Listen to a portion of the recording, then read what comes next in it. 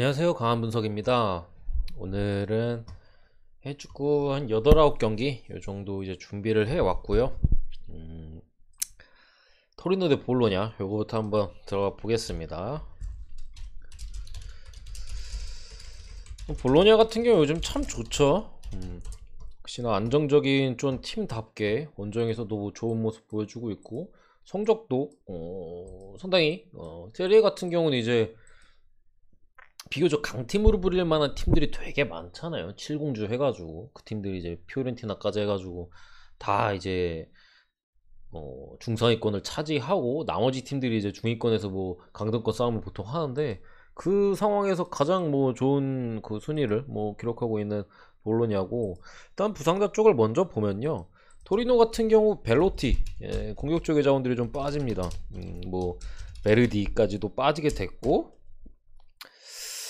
이 선수들이 뭐 나올지 안 나올지는 모르겠는데, 만드라고라랑 이제 포베가 핵심 미드필더들이 불투명에 떠 있어요. 떠 있는데, 제가 볼 때는 명단에는 들어가는데 둘 중에 한 명이 선발로 뛰어야 될 것 같거든요. 왜냐면은 루키치의 짝꿍이 요즘 포베가가 많이 나왔는데 포베가도 약간 몸 상태가 좀 애매한 것 같고, 만드로고라도 근데 선발로 나올 만한 몸 상태까지는 아닌 것 같아가지고 어떻게 될지는 일단 두고 봐야겠지만, 뭐 약간의 뭐 미드필더 쪽에 고민이 있는 토리노고, 그래도 뭐 최근 부상에서 돌아온 선수들이 어느 정도 이제 많기 때문에 뭐 수비 쪽에 경험한 수비인 뭐 안사르디나 뭐 이런 선수들이 선발 가능성이 좀 있습니다. 벨로티가 핵심 공격수 벨로티가 없다고는 하나, 사실 벨로티가 뭐 부상으로 좀 많이 날려먹고 돌아오고 얼마 안 돼서 또 부상을 당하긴 했지만 그 얼마 안 되는 기간에서 그렇게까지 뭐 돌아오고 나서 확 좋았던 모습을 보여주지 않았어요. 애초에 뭐 브레칼로나 아니면 여기 포베가, 음, 뭐 파카도 있을 수 있겠고, 이런 선수들의 그냥 득점에 벨로티보다 더 의존을 했었기 때문에, 그리고 어차피 수비를 하는 팀이고 그런 부분에 있어서는 뭐 벨로티가 빠진 부분에 있어서는 크게 걱정이 안 됩니다 일단은.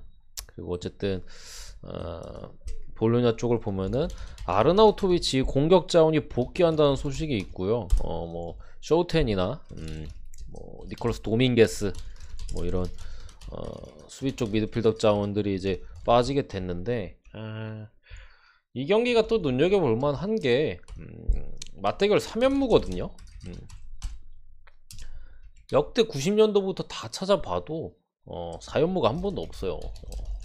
한 번도 없었어요. 3연무는 한 번 있었어요. 3연무는 제가 찾아봤는데 한 번 정도 있었던 것 같고 4연무는 없었거든요. 근데 이 경기 딱 보면은 저도 그렇게 느끼는데, 매치업 보고 상황 대충 이렇게 제가 말씀드렸잖아요. 보시는 분들도 이거 무승부 좀 땡기는데 라고 느낌이 드셨을 거예요. 근데 지금 4연무가 없습니다.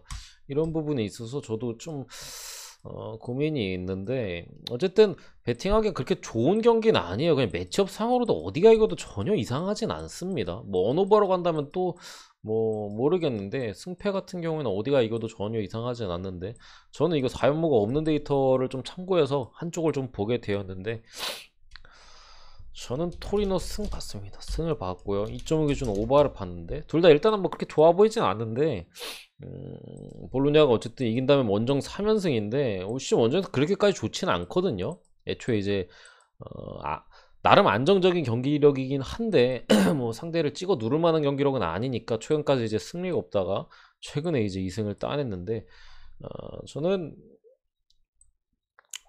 그래도 토리노의 홈발을 조금 더 좋게 봐요. 지난 경기 물론 엠폴리 상대였나? 전반에 2대0 앞서다가 퇴장당해가지고 이제 2대2 물을 캐긴 했는데, 기본적으로 홈에서만큼은 어느 정도 해줄 수 있는 팀이고, 이거 볼로냐 같은 경우도 원정 2연승 상대가 제 기억에는 한 경기가 스페치아 상대였고 한 경기가 이제 삼프도리아인가? 삼프도리아였던 것 같은데, 이길 만한 팀들 상대로 이겼다. 토리노는 이제 그 팀들보다 조금 더 단단한 모습이거든요. 사실 무승부를 보고 싶은데 그 4연무가 없다는 데이터 때문에 일단 토리노 쪽으로 보게 되었어요. 어쨌든 2대1 정도를 보고 그렇습니다. 주력감은 아니다. 두 번째 경기 벌리 대 웨스트햄인데, 일단은 뭐 대부분의 분들이 아마 웨스트햄 쪽으로 보실 것 같은데 저도 뭐 비슷합니다. 일단은 적고 시작할게요. 웨스트햄 승을 보고요. 지금 벌리 같은 경우에는 일단 뭐 벤미도 좀 빠질 걸로 보이고, 미드필더 쪽에 뭐 반스 공격 자원도 진작부터 뭐 아웃이었고, 코르넷이 불투명 사이즈인데 아마 빠질 것 같아요. 그렇기 때문에 뭐 레프트 윙자원에서의 확실한 좀 누수가 예상되는 벌리고, 어쨌든 웨스트햄 쪽도 한번 보면 웨스트햄은 수비 쪽이 문제예요. 지금 오고보나랑 주마, 이 중앙 수비 듀오가 다 빠지고, 사이드백에 이제 크레스웰, 이런 뭐 벤 존슨 이런 애들이 지금 불투명 사이즈인 것 같은데, 크레스웰은 나올 수 있을 것 같아서 그나마 좀 다행인데, 벤 존슨은 못 나올 가능성이 좀 있어 보이긴 하는데, 뭐 대체자가 있어요. 뭐 쿠팔이라고 있거든요. 걔가 뭐 나오면은 뭐 될 거긴 한데, 어쨌든 간에 뭐 수비 쪽에 분명히 이제 누수가 있는 웨스트햄인데, 그래도 승을 본 이유는 뭐 코넷이 빠진 거 분명히 엄청 크고요. 벌리 입장에서는 뭐 미드필더 쪽에 웨스트우드나 앞선에 우드, 이 우드들이 좀 잘해주고 있는 벌리지만, 어쨌든 벌리의 팀 컬러상 좀 피지컬적인 부분이 좀 많이 이루어지거든요. 뭐 공격 쪽에서도 붙여주는 공격이나 뭐 미드필더진에서도 강한 몸싸움 이런 것들을 자주 하는 팀인데, 웨스트햄은 그런 거에 달인이에요. 그렇다 보니까 뭐 웨스트햄이 중앙 수비 쪽에 공백이 있다 보니까 분명히 우드가 찬스를 좀 잡아갈 것 같긴 한데, 어쨌든 최근 벌리 경기를 보면은 뭐 수비적으로 엄청 불안하거나 하진 않은데 찬스를 잡는데 좀 어려움을 겪고 있다. 그런 부분에 있어서 뭐 말씀드린 대로 중앙 수비가 좀 결장이기 때문에 한 골 정도 가능할 수도 있겠는데, 저는 웨스트햄 역시도 최소 한 골 이상 벌리를 상대로 득점할 수 있다고 봐요. 그러니까 무승부 가능성이 없는 경기는 아닌데, 벌리 승이 일단은 제가 볼 때는 안 보이는 경기고, 뭐 터져야 무 정도인데, 그래도 저는 웨스트햄이 이길 확률이 더 높다고 생각합니다. 벌리는 뭐 코넷이 빠진 거 좀 커 보이고, 글쎄요. 뭐 특히나 웨스트햄 같은 경우 지난 주중 경기가 있었는데 그때도 뭐 로테이션 돌렸으니까 다른 선수들이 이제 체력적인 문제도 크지 않다고 저는 봤어요. 특히나 안토니오 같은 선수들이 일정 빡빡해지면 잠수 타는 경향이 있거든요. 근데 이런 선수들이 휴식을 좀 취했으니까 득점해 주지 않을까 봤고, 굳이 보면 언오바는 오바예요. 굳이 보면.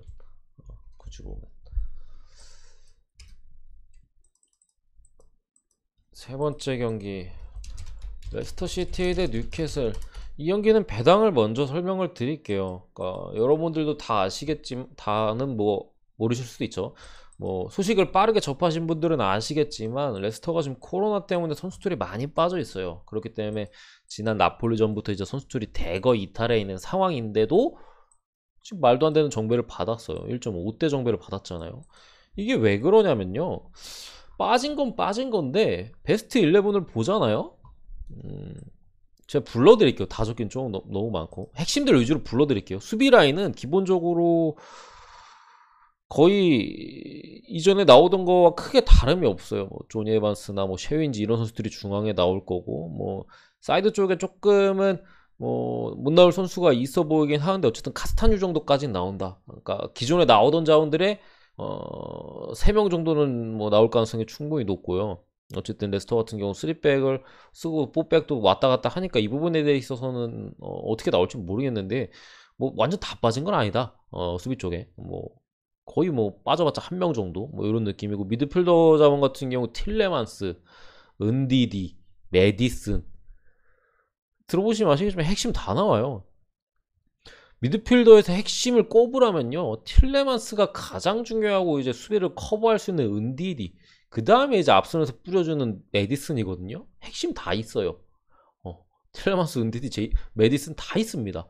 앞선에 이제 제미 바디와 뭐 하비반스나 아니면 다카 이런 애들 나올 텐데, 하비반스 요즘 폼 좋고, 바디아 다들 아실 테고, 다카도 이에나초가 지금 코로나로 못 나오는 가운데 분명히 나와서 어느 정도 해줄 수 있는 상황. 그러니까 베스트 11 자체는 레스터가 학살을 하는 라인업이다. 그래서 이게 똥배를, 그러니까 코로나 다 빠졌는데도 지금 1.5대를 받은 거다. 그리고 또 왜 배당이 낮냐? 레스터 일정을 보면 돼요.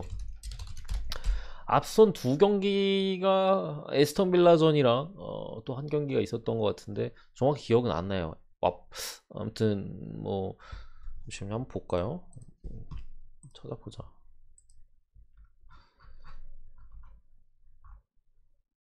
에스턴 빌라와 한테 2대1로 졌고 사우스햄튼한테 2대2로 무를 캤죠. 그러니까 아직까지 12월에 승리가 없거든요. 근데 이 경기 이후에 이후 일정 이렇게 적을게요.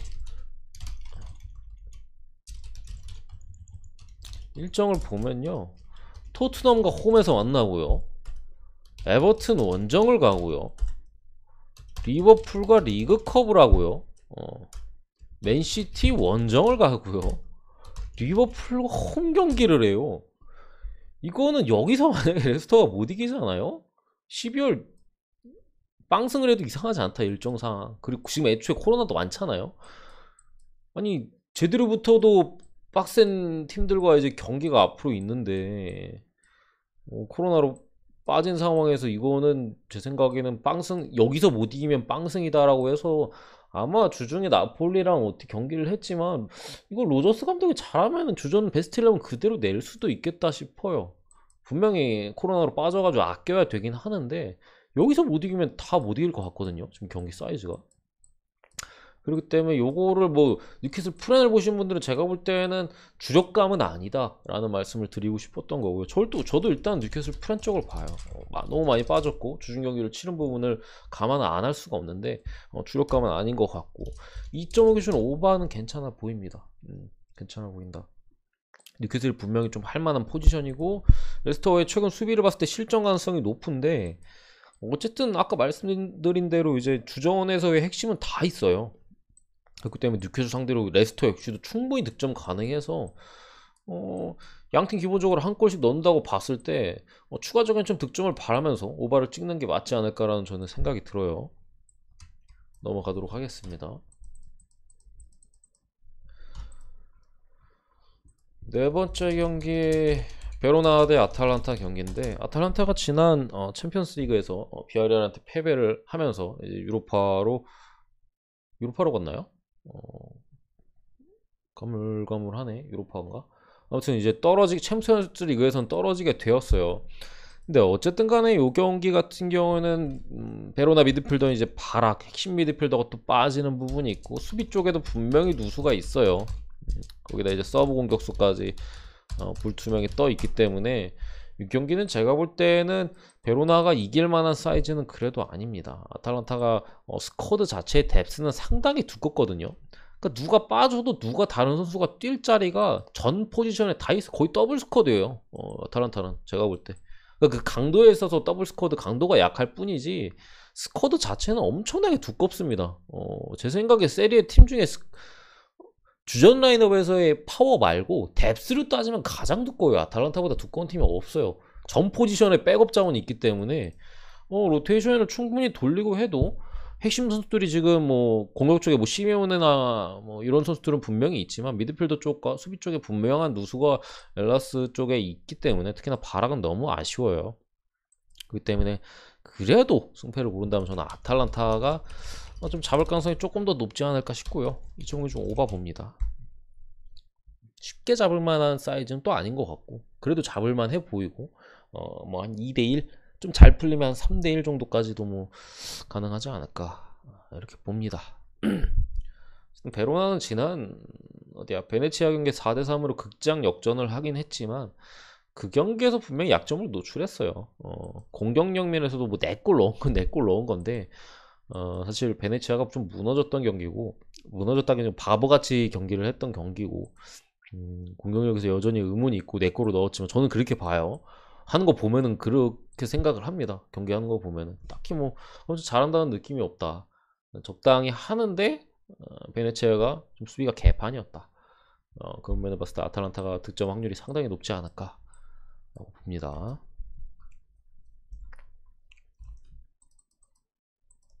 죄송합니다. 다섯 번째 경기 그로이터 피르트 대 유니온 베를린. 제가 어제도 라이브 영상 때 말씀을 드렸는데 그로이터 피르트와 살레르니, 그러니까 세리에 살레르니, 분데스 그로이터 피르트 반대는요 분석이 필요가 없어요. 배팅을 하거나 안 하거나 이거를 반대 보는 거에 대해서는 뭐 저는 당연하다고 생각합니다. 저는 여기 오늘 뭐 강원이 이겼는데 강원이 와도 여기 강원승을 적습니다. 그 정도로 이제 이 팀들의 반대는 그냥 까고 보면 되는 거예요. 까고 배팅할지 말지. 그러니까 분석적으로는 그냥 반대를 일단 보고 고를지 말지만 이제 선택을 하면 되는 건데, 어쨌든 유니언 베를린이 지난 유로파 컨퍼런스 리그 이제 스파르타 프라하였나요? 상대로 이제 홈에서 1대1로 물을 캤어요. 경기력 면에서 상당히 좀 불안한 좀 경기력이었던 거는 분명한데, 어쨌든 지금 유니온 베를린 같은 경우 부상자가 없는 부분이 있고, 그로이터 피르트는 미드 공격 수비 부상자가 꽤 많습니다. 이런 부분에 있어서 이 팀이 더 계속 지는 거긴 해요.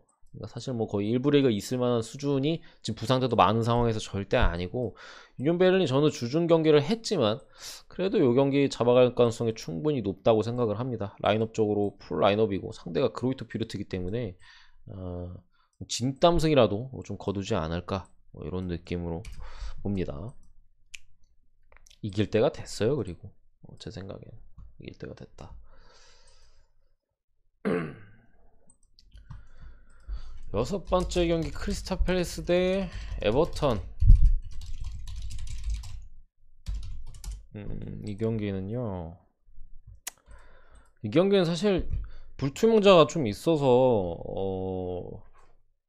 제 생각에는 모가나도 일단은 그 불투명자 출전 여부에 따라서 모가나도 좀 안 이상하긴 한데, 그래도 한쪽을 보긴 봤어요. 어쨌든 이제 크리스탈 팰리스 같은 경우는 이제 최근에 이제 조엘 워드 뭐 이제 수비 쪽 측면 수비 쪽 자원과 이제 핵심 미드필더인 맥아더, 그리고 이제 핵심 수비수인 조아킴 앤더슨, 뭐 이런 선수들이 빠져 있었어요. 그러다 보니까 핵심들이 빠져 있으니까 미드필드에서 코너 갤러거가 뭐 고군분투하고 해도 좀 수비 쪽에서 톰킨스 이런 애들이 워낙 불안하다 보니까 경기력이 최근에 안 나왔거든요. 근데 일단 워드가 복귀를 했어요. 이 두 선수가 불투명해요. 나올지 안 나올지 모릅니다.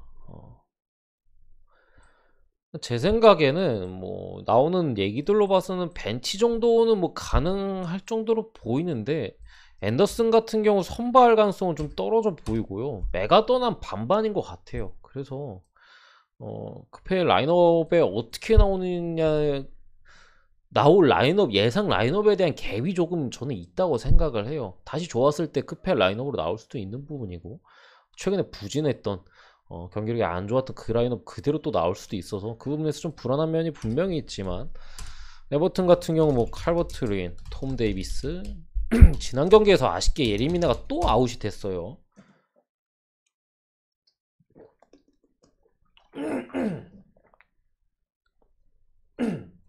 죄송합니다. 예리미나가 아스날전에 복귀를 했다가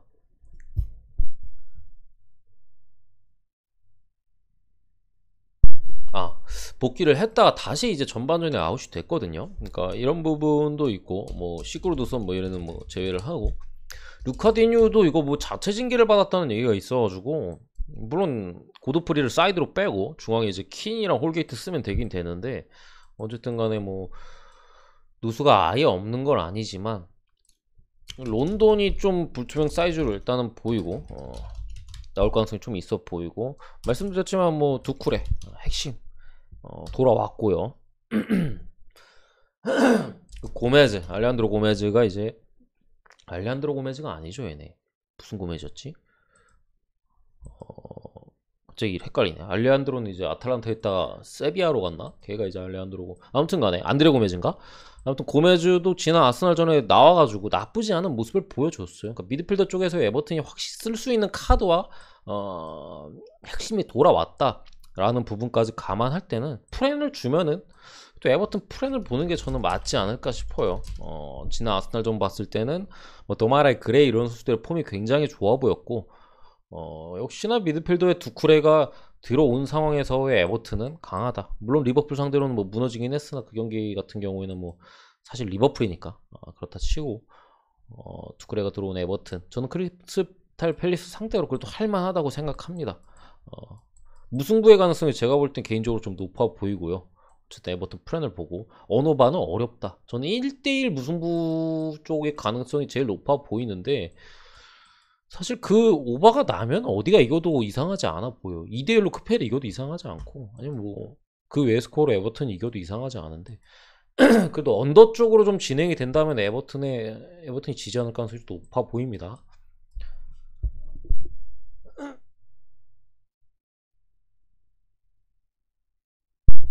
어쨌든 넘어가서 7번째 경기 사솔로 대 라치오인데 경기는 일단 사솔로래 라치오 쪽에 밀코비치 사비치가 출전 정지로 빠집니다. 출전 정지로 라치오 쪽에 결장이 있고요. 사솔로는 지금 500 말고는 거의 다 돌아왔어요. 얘 말고는 지금 뭐 보가나 최근에 부상이었던 주리치치 이런 애들이 이제 다 복귀해가지고 출전 가능한 상태고요. 뭐 사실 보가가 없어도 최근에 뭐 사솔로 같은 경우 스미마카가 득점에 있어 상당한 좀 지원을 해주고 있었고 주리치치가 못 나오는 가운데에서 또 데프렐이나 뭐 프라테시 이런 선수들이 좋은 활약을 보여줬다는 점에서 부상자 복귀한 사솔로 쪽이 저는 좀 괜찮다고 봐요. 라치오 같은 경우 이제 주중에 유로파 경기가 있었고 최근에 또 경기력이 안 좋은데 특히나 원정 경기예요. 원정 경기에서는 최근에 더 안 좋아요. 그런 상황에서 제가 볼 때는 고전할 확률이 좀 높아 보입니다. 프랜슨을 보고요. 역시나 뭐 오바를 봅니다. 이 경기는 오바를 안 볼 이유가 없다. 뭐 계속 오바가 나오고 있어요. 사수 같은 경우 라치오도 뭐 오바가 잘 나오는 팀이기도 하고 뭐 매치업상으로 사솔로가 뭐 토리노랑 붙거나 그러니까 좀 언더가 나올 만한 팀하고 좀 붙게 되면은 뭐 고민의 여지가 있겠으나 같이 오바내는 팀이고 굳이 불안함 따진다면 라치오가 주중 경기를 했다는 거 그거 말고는 뭐 데이터상으로 보나 뭐 매치업상으로 보나 이렇게 봅니다.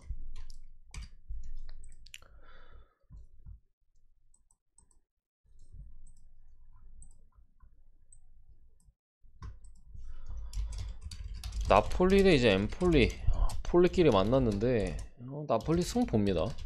나폴리가 지난 주중에 이제 레스터 시티랑 유로파 이제 다음 라운드 진출을 두고서 이제 맞대결을 펼쳤는데 3대2로 승리를 거뒀죠. 물론 지금 나폴리는 뭐 못 나오는 선수들이 좀 있어요. 안기사 이제 핵심들 오시멘 뭐 쿨리발리 너무 중요한 선수들이 지금 빠져 있거든요. 그럼에도 인시네가 좀 돌아올 가능성이 있어 보이고 파비안 루이스도 그래도 둘 다 불투명이긴 한데 스쿼드에는 좀 포함될 가능성이 저는 있다고 봤고요. 엠폴리가 풀 스쿼드긴 하지만 저는 나폴리가 충분히 좀 해볼 만하다고 생각합니다.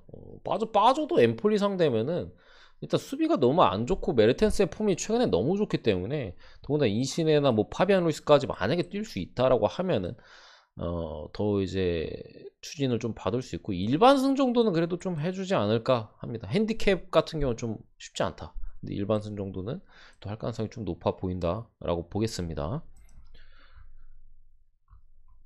오늘 제 분석은 여기까지고요. 뭐 인터밀란 칼리아리 요 경기를 안 했는데 이거 인터밀란 승 많이 봅니다. 인터밀란 경기를 뭐 제가 빼놓고 왔는데 칼리아리 같은 경우 이제 핵심 미드필더 난데스가 좀 빠지는 부분이 좀 아쉬워요. 이런 부분에서 인터가 그래도 일반승은 제 생각에는 충분히 그래도 해줄 만해 보이고 마인승까지도 좀 기대해볼만 하긴 한데 칼리가 좀 최근에 잘 비비는 것도 있고 인터가 이제 지난 주중에 챔피언스리그 레알 원정 거기에 바렐라 퇴장으로 이제 좀 어려운 경기를 했잖아요. 그래서 일단은 빼긴 했는데 그래도 본다면 이렇게 보는 게 맞는 것 같아요. 어쨌든 간에 제 분석은 해외축구 분석은 여기까지고요.